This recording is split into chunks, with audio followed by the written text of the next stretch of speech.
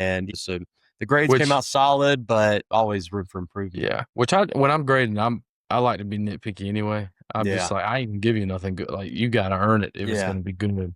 Unless you played like, which I don't even grade you if you only got like 5 snaps. I'll just give Yeah. you your pluses and minuses.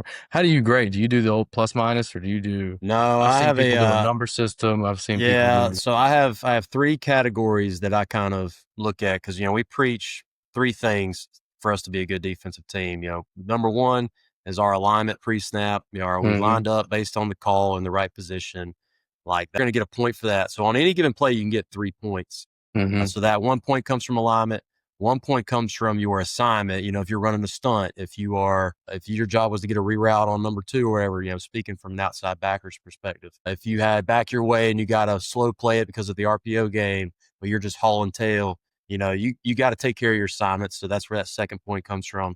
And then that third point comes from effort and just, did you get to the ball? So I always tell our guys, you better be in the tight frame when that Yeah, whistle's blown by the referee. And if you're not in the tight frame, then you ain't getting to the ball. And yeah, for the most part, last night we had some guys rallying, except for maybe the backside corner who's taking his pursuit angle deep. yeah, Right, he's probably not going to get there. But other than that, we were getting 10 guys, 9, 10 guys at the ball every single snap, which is what you want to see. But yeah. so I do all that. I also write down beside each line in this spreadsheet what the huddle clip is. Right. So Mhm. when I send it out to my guys, they know they can go to a clip 82 on huddle and they can see, and I got a little notes column with my notes on it. And Yeah, then I keep tallies, a running tally of snaps, grades for every game. I do that for the whole season.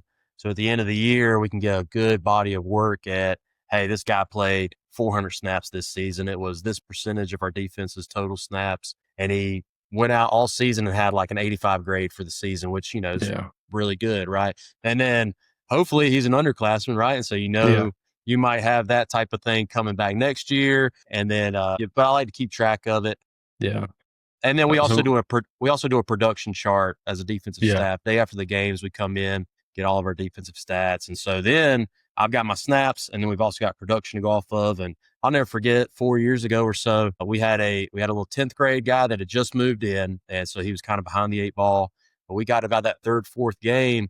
And I realized, hey, in half the snaps as this senior guy that we did have starting, he's got triple the production. Like, we've got to spend this guy some more. yeah, And yeah, the guy winds up stealing a starting spot once we started district play. And, the rest is history on that. yeah. He's going to be a 3-year starter for me now. And he's a ball playing dude, but So we do it pretty that's similar how I then. do it.